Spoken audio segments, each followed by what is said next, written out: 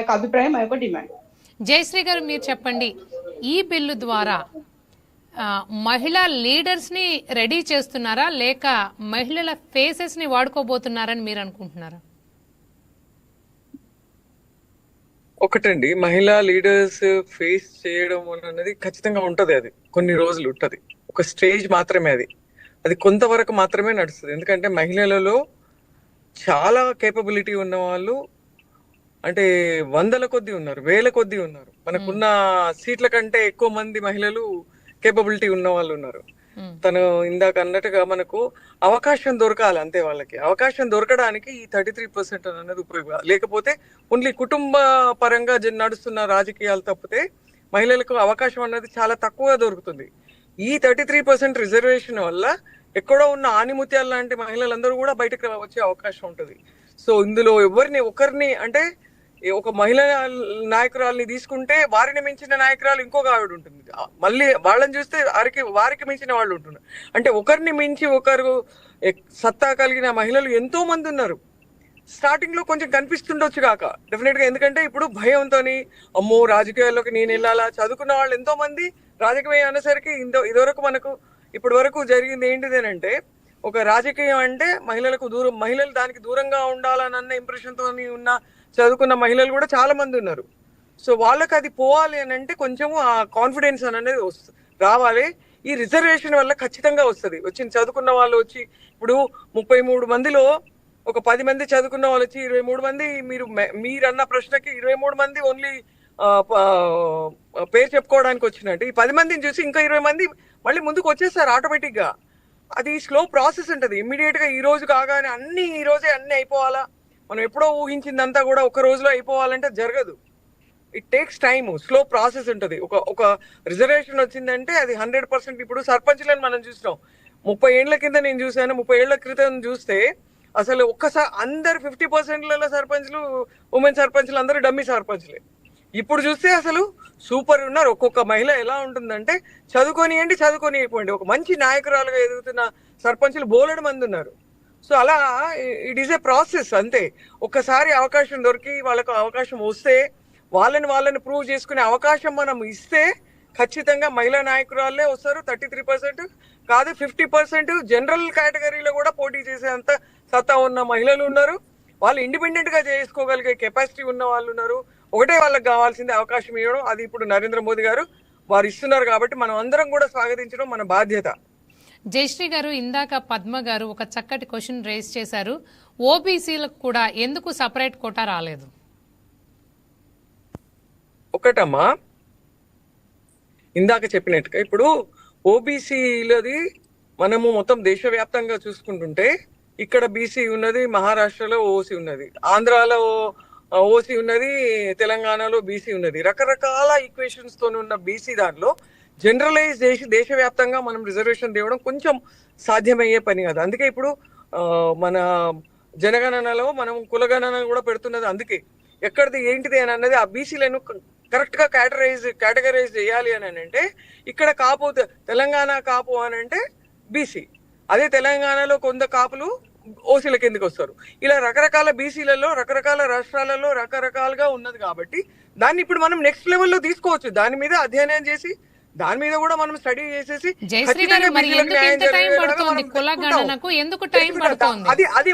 అది ముందట పెట్టి ఇప్పుడు దీనికి అడ్డుపడతానంటే మాత్రం చాలా అన్యాయం. ఇప్పటిదాకా చేసింది అదే డ్రామా, అది జరగని పని కాబట్టి, అది ఇమీడియట్ గా జరగని పని కాబట్టి 33% కూడా రాదు. అదే మీరు పెట్టండి మేము నో చెప్తాము అని అన్న పరిస్థితే వస్తుంది.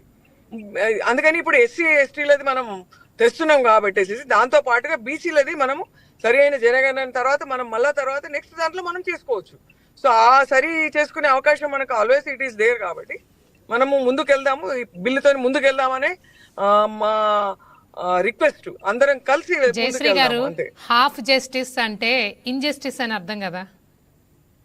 కాదు, హాఫ్ జస్టిస్ కానే కాదు. 33% అసలు నా దృష్టిలో, నేను పర్సనల్ గా నన్ను ఒపీనియన్ కడితే without immaterial of reservations 33% reservation రావాలి. ముందు వచ్చినాక ఆటోమేటిక్ గా మనము ఇప్పుడు దాన్ని మళ్ళా ఇప్పుడు తెలంగాణలో జరగట్లేదా? బీసీల గురించి ఎంత గొడవ జరుగుతుంది. కాంగ్రెస్ ప్రభుత్వం ఏం చెప్పింది, ఏం చేస్తున్నది. ఇప్పుడు 40% మేము బీసీలకు ఇస్తాము, 42% ఇస్తామని అన్నారు. మళ్ళీ అది పోయింది, ఇది పోయింది, అన్ని పోయింది. దాన్ని తుంగలో తొక్కేయడం జరిగింది. అందుకని అది జరిగే పని కాదు. దాని గురించి మాట్లాడడం అనవసరం. మేడం గారు, మీరు సెంట్రల్ గవర్నమెంట్ ఒప్పుకోకపోయినా మేము ఇక్కడ 42% రిజర్వేషన్ మా ముఖ్యమంత్రి గారు ఇచ్చారు. ఇప్పుడు అందరు మహిళలందరూ చాలా మంది చైర్పర్సన్స్ అయ్యారు, సర్పంచ్లు అయ్యారు, ఎంతో మంది అయ్యారండి ఇక్కడ మేయర్ కదా. మీరు అట్లా ఇవ్వలేదని ఎట్లా అనుకుంటున్నారు? మేడం మేము ఇచ్చాము. మీరు సెంట్రల్ గవర్నమెంట్ 42% బీసీలకు న్యాయం చేయడానికి మీరు ముందుకు వస్తలేరు. ఓబీసీలు అనేది ఒక్కొక్క రాష్ట్రంలో ఒక్కొక్క రకంగా ఉంటారు, ఒక్కొక్క రాష్ట్రంలో ఒక రకంగా ఉంటుంది కాదు. ఈ ఒక రోజు కొట్లాడి ఒక రోజు ప్రణాళిక చేస్తే ఈ రోజు బీసీ మన మహిళా బిల్లు ముందుకు వచ్చింది. మహిళా బిల్లును సంతోషంగా మహిళలందరూ స్వాగతిస్తున్నాం, దానికి నో ప్రాబ్లం. కానీ అందులో ఉన్న రుసులు సెట్ చేసుకొని బీసీ బిడ్డనే తల్లి, నేను బీసీ బిడ్డనే, నేను కూడా అందరం బీసీ బిడ్డలే కాబట్టి మళ్ళీ రిజర్వేషన్ రిజర్వేషన్ ఉద్దట్లేదు. ఇది కూడా ఆలోచన చేయాలంటున్నాం, ఇది కూడా ఆలోచన చేయాలి అని అంటున్నాం. ఇప్పుడు ఈ బిల్లుకు మాత్రం ప్రణాళిక చేసింది కాంగ్రెస్ పార్టీ కదా. ఇవాళ మొత్తము ఈ బిల్లును మీద అడ్డుకున్నట్టుగా క్రియేట్ చేసి మీరు బీజేపీలో ఇస్తున్నట్టుగా మీరు చేయకండి.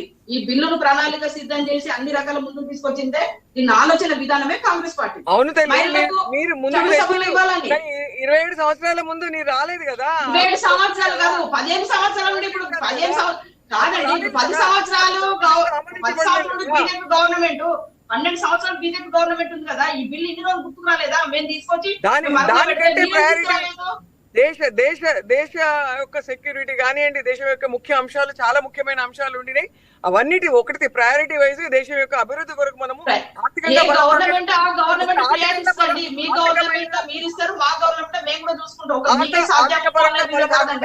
ఏది కాదు. కరోనా వచ్చింది, ఇవన్నీ రకరకాల ప్రాబ్లమ్స్ వచ్చినాయి మనకు. అప్పుడు అన్ని చేసిన తర్వాత జయశ్రీ గారు, పద్మ గారు, విల్ మూవ్ ఆన్. ఆ టాపిక్ గురించి మళ్ళీ వద్దాం మనము. అయితే కృష్ణవేణి గారు చెప్పండి, అసలు డీలిమిటేషన్ కి మహిళా రిజర్వేషన్ బిల్లుకి ఎందుకు ముడిపెట్టారని మీరు అనుకుంటున్నారు?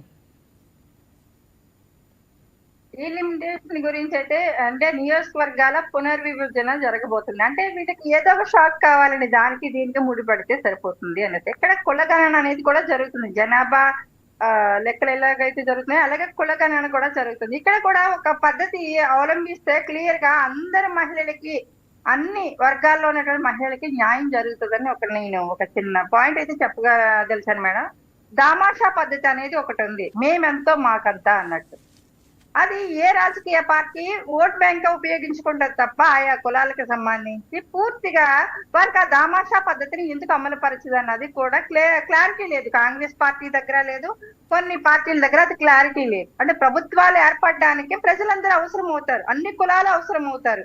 ఇవాళ ఇప్పుడు అధికారంలో ఉన్నది మీ కూటమి ప్రభుత్వమే కదా కృష్ణవేణి గారు, మీ కూటమి ప్రభుత్వమే కదా అధికారంలో ఉంది. అది కనీసం మహిళల విషయంలో అన్నా తీసుకొస్తారా అన్నది. అంటే విద్యార్థుల విషయంలో ఈడబ్ల్యూఎస్ విధానాన్ని తీసుకొచ్చారు, అది పూర్తిగా ఇంప్లిమెంటేషన్ లేదు. జగన్మోహన్ రెడ్డి గారు అంటే పార్టీని విమర్శించట్లేదు, గతంలో ఆపేసినటువంటి పరిస్థితి. కానీ ఆయా కులాలు ప్రభుత్వాలు ఏర్పడడానికి కులాలు కావాలి. అంటే ఒక సామాజిక వర్గం అని చెప్పట్లేదండి. ఎస్సీ, ఎస్టీ, బీసీ, అలాగే ఓసీకి సంబంధించినటువంటి అనేక మంది, చాలా మంది అంటే అగ్ర కులాల్లో ఉన్నటువంటి పేదలు చాలా మంది ఉన్నారు. వాళ్ళని ఎవరు పట్టించుకోరు. వాళ్ళు విద్యా విధానంలో కానీ, వాళ్ళు రాజకీయంగా ఎదగడానికి కానీ దీన్ని ఎవరు పట్టించుకోరు. అంటే ఒక రకంగా అగ్ర కులంలో ఉన్నటువంటి వ్యక్తులు రాజకీయ నాయకులుగా స్థిరపడినటువంటి వ్యక్తులు ఉన్నారు. ఆయా కుటుంబాల్లో ఉన్నటువంటి స్త్రీలకు న్యాయం జరగవచ్చు. కానీ అదే అగ్రకులంలో ఉన్నటువంటి పేదలు అనేక మంది ఉన్నారు, వాళ్ళు కూడా రాజకీయంగా ముందుకొస్తూ ఉన్నారు. మధ్యతరగతి మహిళలు ఉన్నారు, వాళ్ళు ముందుకొస్తున్నారు. కానీ వాళ్ళ గురించి ఎవరు మాట్లాడరు. అంటే మాట్లాడితే అగ్రకులంలో ఉన్నటువంటి నాయకులు భార్యలు మాత్రమే ముందుకు వస్తారంట. అంటే అగ్రకులంలో ఉన్నటువంటి నాయకులే కాదండి, వాళ్ళ అనేక మంది కింద దిగువ వర్గాల నుంచి కూడా అనేక మంది రాజకీయ నాయకులు ఉన్నారు. వాళ్ళు ఎస్సీ, ఎస్టీ, బీసీ, ఓబీసీ కావచ్చు, ఎవరైనా నాయకులు ఉన్నారు. వాళ్ళ భార్యలు, పిల్లలు, వాళ్ళకి రాజకీయ భవిష్యత్తు బానే ఉంటది. కానీ ప్రభుత్వాలు ఏర్పడడానికి ఉపయోగపడుతున్నటువంటి ఈ కులాలకి సంబంధించినటువంటి అణగారిపోయి ఒక రకంగా రాజకీయంలోనే కాకుండా కుల వివక్ష, ఒకప్పుడు ఒక సామాజిక వర్గాలు మాత్రమే. కృష్ణవేణి గారు, మన టాపిక్ డివియేట్ అయిపోతుంది. కృష్ణవేణి గారు, మన టాపిక్ డివియేట్ అయిపోతుంది. మీరు పాయింట్ కి స్టిక్ అవ్వండి. పాయింటే చెప్తున్నా మేడం. ఎందుకంటే ఇక్కడ దామాషా పద్ధతి అభివృద్ధి ఒకటి తీసుకొస్తే మహిళలందరికీ న్యాయం చేసిన వాళ్ళు కూడా అవుతారన్నది నా పాయింట్ ఆఫ్ వ్యూలో మాట్లాడుతున్నాను తప్ప ఇక్కడ అన్ని కులాలకి సంబంధించి అన్ని వర్గాలకు సంబంధించి మహిళలు ఒక శక్తిగా ఎదిగితే ఫస్ట్ సంతోషించేటువంటి వ్యక్తి నేను మేడం. ఎందుకంటే గ్రామీణ స్థాయి నుంచి కూడా మహిళలు ఎలా అణిచివేయబడుతున్నారు, ఎలా వాళ్ళ టాలెంట్ ని తొక్కేస్తున్నారు అన్నది కూడా ప్రత్యక్షంగా చూసినటువంటి వ్యక్తిగా ఖచ్చితంగా ఈ మహిళా రిజర్వేషన్ బిల్ అనేది వస్తే ఇక్కడ నాకు ఒక దానికి న్యాయం జరిగిపోతుందని కాదు, దేశంలో ఉన్నటువంటి మహిళలందరికీ కూడా న్యాయం జరుగుతుంది అని మాత్రమే మాట్లాడతాను తప్ప ఇక్కడ నేను మాట్లాడే పాయింట్ ఏంటంటే ఇక్కడ కులాల గురించో వర్గాల గురించో అంటే ఎవరి పాయింట్ ఆఫ్ వ్యూలో వాళ్ళకి న్యాయం అనిపిస్తా పాయింట్ మాట్లాడినప్పుడు. కానీ ఒక వర్గాన్ని టార్గెట్ చేయకుండా అందరం కలిసి మెలిసి ఈ బిల్లుని ఆహ్వానిస్తే గనక ఖచ్చితంగా అంటే బిల్ అంటూ పాస్ అయితే ఖచ్చితంగా దానికి న్యాయపరంగానే మహిళలకి న్యాయం జరుగుతుంది, చట్టసభలో మన హక్కును సాధించుకుంటామని మాత్రమే నేను చెప్పగలనండి. ఓకే కృష్ణవేణి గారు, ఇప్పుడు మీరు చెప్పండి పద్మ గారు, అసలు డీలిమిటేషన్ కి విమెన్ రిజర్వేషన్ బిల్ కి ఎందుకు ముడిపెట్టారని మీరు అనుకుంటున్నారు? ఉమెన్ బిల్లు చెప్పండి మేడం. ముందు పెట్టేది ఎందుకంటే ఉమెన్ బిల్లు మహిళా బిల్లు ముందు పెడితే ఎవరు మాట్లాడరు.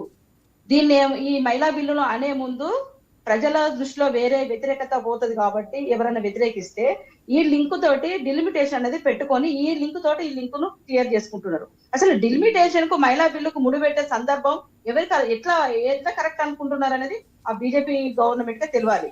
మహిళా బిల్లు ముందు చేయాలంటే ముందు చేయొచ్చు, ఇంతకంటే ముందే చేయొచ్చు, కానీ డిలిమిటేషన్ ముందు పెట్టి చేయడం అనేది మాత్రం అందులో ఒక రాజకీయ ఎత్తుగడ ఉన్నదనేది మాత్రం మా అభిప్రాయం మేడం. అందులో ఎందుకంటే ఇప్పుడు వారు చెప్పారు కుల వివక్ష అనేది ఓబీసీలు ఎదుర్కొంటున్నారు తప్ప ఎవరు ఎదుర్కోవట్లేదు. ఓబీసీలు అనేది ఇప్పటి ఉండే స్టార్టింగ్ నుండి ఇప్పుడిప్పుడు మహిళలందరూ మెరుగై స్టడీ చేసి ఇప్పుడిప్పుడు అన్ని రంగాల్లో ముందుకు వస్తున్నారు. కానీ ఓబీసీలు ఎప్పుడు కూడా అన్ని విషయాలలో సమస్యలు ఎదుర్కొన్నది ఓబీసీలే. ఒకటే మేము డిమాండ్ చేస్తున్నాం, మహిళా బిల్లుకు వ్యతిరేకం కాదని చెప్తున్నాం, మహిళా బిల్లు రావడం అందరూ మహిళలందరూ సంతోషపడుతున్నాం. అందులో ఓబీసీ కూడా చట్టబద్ధ చేసి మనకు కూడా రిజర్వేషన్ అయితేనే బాగుంటది అనేది. అక్కడ కూడా మళ్ళీ ఆ రిజర్వేషన్ లో కూడా మళ్ళీ మన అందరం ఇబ్బందులు ఓబీసీలు ఎదుర్కొంటున్నారు తప్ప ఎస్సీ ఎస్టీ ఎట్లా రిజర్వేషన్ ఉంది, కానీ ఓబీసీల సమస్యలు ఎదుర్కొంటున్నారు ఎప్పుడు కూడా. అది కూడా చట్టబద్ధత చేసి కూడా వాళ్ళకు కూడా ఒక కోటా ఏర్పాటు చేసి ఉంటే ఇబ్బందిగా ఉండదు అనేది మేము నరేంద్ర మోడీ గారిని, ముఖ్యమంత్రి గారిని, మన ప్రధానమంత్రి గారిని అడుగుతున్నాం. ఆ విషయాన్ని దృష్టిలో పెట్టుకోకుండా తర్వాత చేస్తాం. మాకు అనేకమైన సమస్యలు వచ్చినాయి. కరోనా గురించి ఎందుకంటే కరోనా గురించి సమస్యలు వచ్చిన దేశం అతలకుతలైంది. కరోనా టైంలో ఎవరేం చేసింది అనేది కూడా దేశ ప్రజలు చూసిండు.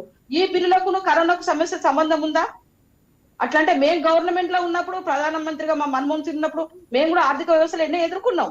ప్రతి ఒక్క సమస్యను ఎవరైతే ప్రధానమంత్రిగా దేశాన్ని పరిపాలన చేస్తారో ఆర్థిక వ్యవస్థలు ఉంటాయి, అన్ని సమస్యలు ఉంటాయి, అన్ని ఎదుర్కొంటూ కూడా ఇవన్నీ చేసుకుంటూ పోవాలి. కానీ ఆ సమస్యను ఈ సమస్యను పక్కవ పెట్టినా, ఈ సమస్యను ఆ సమస్యను పక్కవ పెట్టడం అనేది రాజకీయంగా తప్పించుకోవడానికి తప్ప వేరే ఉద్దేశం కాదు.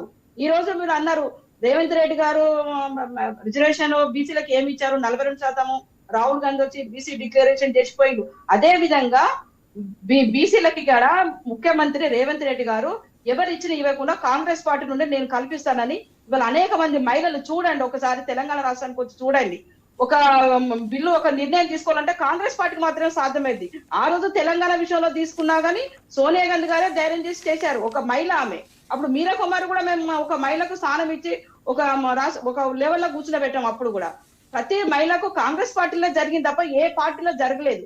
కాంగ్రెస్ పార్టీ కులాలకు మతాలకు విలువనిచ్చేది కాదు. కాంగ్రెస్ పార్టీ బడుగు బలైన వర్గాలను దగ్గర పెట్టుకొని కుల మతాలను అందరినీ దగ్గర పెట్టుకొని పరిపాలన చేసే ఉద్దేశము కాంగ్రెస్ పార్టీకి. కానీ మిగతా పార్టీలకు కులాలను విభజించడం, మతాలను విభజించడం, వాటిని ముసుగులో రావడం కాంగ్రెస్ పార్టీ తట్టుకోలేక ఆ ముసుగులలో వస్తున్నారు. మీరు డైరెక్ట్ కులాలు ఎక్కడి అండి, మనకు రాజకీయంగా నాయకుడికి మొత్తం అందరూ ఒకటే అనుకొని చేయాలి. ఈ కులాలతో రాజకీయాలు చేసిన ఏ రోజు కూడా ముందుకు వచ్చినా మళ్ళీ వెనకబడిపోతారు. మా కాంగ్రెస్ పార్టీకి కులాల ఉద్దేశాలు లేవు, మతాల ఉద్దేశాలు లేవు.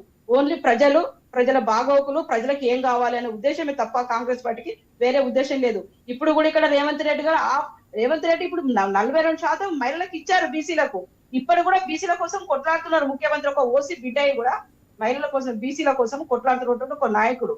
ఎందుకంటే రాహుల్ గాంధీ గారు ఇచ్చింది కాబట్టి ఆ మాట నిలబెట్టుకునే ఉద్దేశం కాంగ్రెస్ పార్టీకి ఉంది. కాంగ్రెస్ పార్టీ తీసుకున్నటువంటి నిర్ణయాలే ఈ ప్రభుత్వాలు ముందుకు నడుపుతున్నాయి తప్ప కాంగ్రెస్ పార్టీ ఫస్ట్ నుండి కాంగ్రెస్ పార్టీ కదండి ఈ దేశాన్ని పరిపాలించింది, అన్ని నిర్ణయాలు తీసుకుంది. ఇవాళ కాంగ్రెస్ పార్టీ తీసుకొచ్చిన బిల్లును ఇవాళ మేము ఆమోదిస్తాం, ఎన్ని రోజులు మరుగున పడిపోయింది. ఇప్పుడు తీసుకొచ్చినాడు మరుగున పడిపోతుంది. నిన్న మొన్న రాలే మీరు బీజేపీ వాళ్ళు, ఇప్పుడు వచ్చి 12 సంవత్సరాలు. పద్మ గారు మీరు చెప్తున్నారు చాలా రెవల్యూషన్స్ కాంగ్రెస్ తీసుకొచ్చిందని, కానీ ఎందుకు అధికారంలోకి రాలేకపోతోంది? ఎందుకు తన మనుగడని కోల్పోయే పరిస్థితికి వచ్చింది కాంగ్రెస్? కాంగ్రెస్ కు మనగడ పోలేదండి. కాంగ్రెస్ కున్న ఉద్దేశం అంటే ఈ మతాలను ముందు పెట్టుకొని వస్తున్నది బీజేపీ గవర్నమెంట్ తప్ప మేము మతాలను ముందు పెట్టుకొని రాలేదు. మొన్న మా రాహుల్ గాంధీ గారు జూడో పాదయాత్ర చేశారు. పార్లమెంట్ లో ఎన్ని సీట్లు రాలేదండి? అంత ముందు కంటే ఇప్పుడు డెవలప్ అయినా కదా, సీట్లు తీసుకొచ్చింది కదా వాళ్ళకు. ఇప్పుడు మళ్ళీసారి రావడం కోసం కూడా ఒక టెక్నిక్, మళ్ళీ నెక్స్ట్ కూడా బీజేపీ గవర్నమెంటే ఉండాలంటే ఏం చేయాలి? డిలిమిటేషన్ ముందు పెట్టాలంటే ఇప్పుడు రాజకీయ పార్టీలు ప్రతిపక్షాలు ఒప్పుకుంటాయా ఒప్పుకోవా? కాబట్టి మహిళా బిల్లును ముందు పెట్టి దీనికి లింకప్ చేసినాం అనుకో, మహిళా బిల్లు గురించి ఇది మాట్లాడితే మనం వేరే మళ్ళా పబ్లిక్ లో వేరే విషయాన్ని పంపించచ్చు. వీళ్ళు మహిళా బిల్లుకు వ్యతిరేకం చేస్తున్నారు అనేది మహిళల దృష్టిలో పద్మ గారు జయశ్రీ గారికి ఛాన్స్ ఇద్దాం. జయశ్రీ గారు మీరు చెప్పండి, అంటే ఈ రిజర్వేషన్ అమలులో మనకి రొటేషన్ పద్ధతి కూడా ఖచ్చితంగా జరగాలి, రొటేషన్ పద్ధతిలో జరగాలి. అంటే దానివల్ల